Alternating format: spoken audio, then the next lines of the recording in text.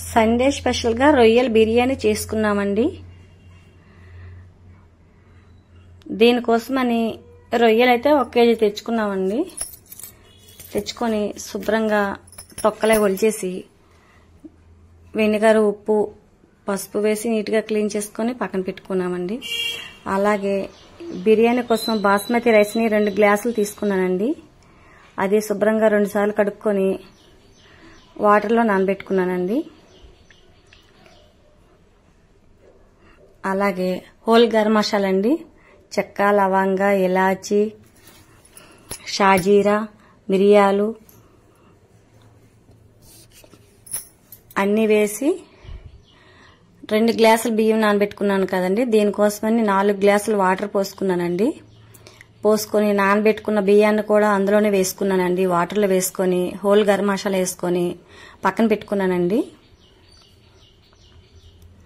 అలాగే మ్యారినేట్ చేసుకున్నానండి రొయ్యల్ని.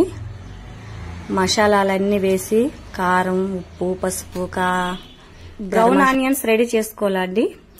ఆయిల్లో పొడుగ్గా చీలికలుగా కట్ చేసుకున్న ఆనియన్స్ ని బ్రౌన్ కలర్ వచ్చే వరకు ఫ్రై చేసుకొని పక్కన పెట్టుకున్నానండి.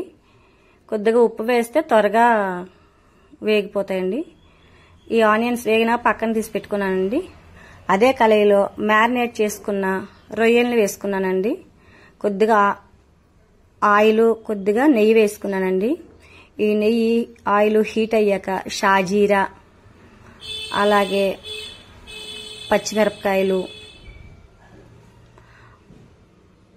ఉల్లిపాయ ముక్కలు, కొద్దిగా అల్లం వెల్లుల్లిపాయ ముద్ద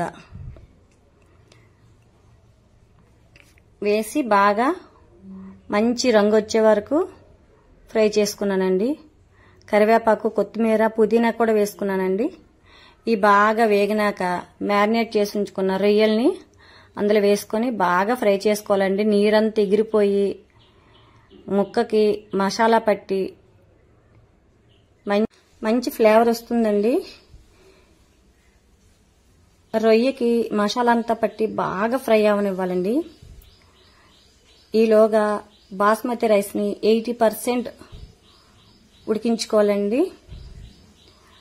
అలాగే ఒక కప్పులో కొద్దిగా కుంకుమ పువ్వుని రోజు వాటర్ వేసి నానబెట్టుకుని పక్కన పెట్టుకున్నానండి.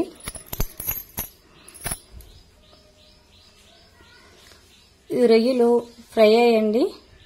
అందులో సగం తీసేసానండి. కొద్దిగా తీసేసి ఈ 80% ఉడికించుకున్న బాస్మతి రైస్ని వాటర్తో సహా వంపేసుకున్నానండి.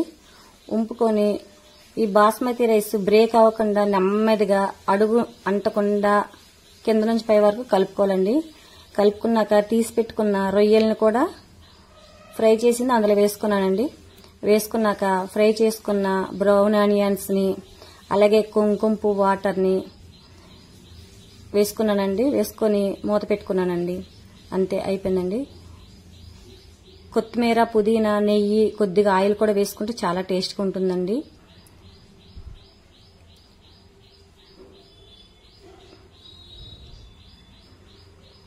విరిగిపోకుండా కింద నుంచి పై వరకు స్లోగా నెమ్మదిగా కలుపుకోవాలండి. అప్పుడు ఈవెన్గా ఉప్పు, కారాలు అన్నీ సరిపోయేలా చూసుకోవాలండి. మీ రుచికి తగ్గట్టు ఉప్పు, కారం సరిపోయిందా చూసుకుని నెమ్మదిగా కలుపుకోవడం, అంతేనండి. రొయ్యల బిర్యానీ అయితే రెడీ అయ్యిందండి. చాలా టేస్ట్గా కుదిరిందండి. సూపర్ టేస్ట్గా ఉందండి.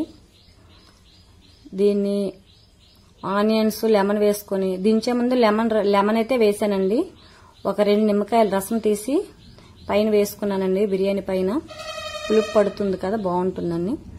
అలాగే సర్వ్ చేసుకున్నప్పుడు కూడా ఆనియన్స్, లెమన్తో సర్వ్ చేసుకోవడమేనండి.